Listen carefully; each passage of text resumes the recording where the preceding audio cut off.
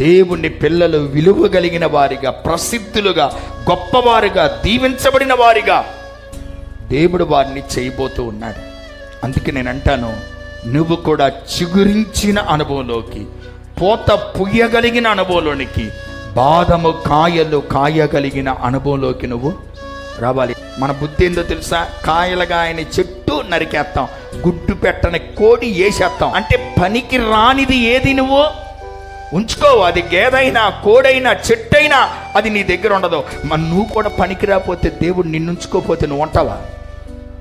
ఇది ఎన్నాళ్ళుండా ఫలించట్లేదు, ఎన్నాళ్ళుండా దీవించబడతలేదు, ఎన్నాళ్ళుండా మారు మనసు లేనాడు, ఎన్నాళ్ళుండా సినిమాలు మానడు, ఎన్నాళ్ళుండా తాగుబోతు మానడు, ఎన్నాళ్ళుండా సిగరెట్లు మానడు, ఏసై అన్నాడు అనుకో, ఈ పాటికి 23లో నీ సమాధి అయిపోయేది. కానీ దేవుడు చేసిన గొప్ప కార్యాన్ని తలుచుకొని ఫలించే అనుభవంలోకి నువ్వు రావాలి.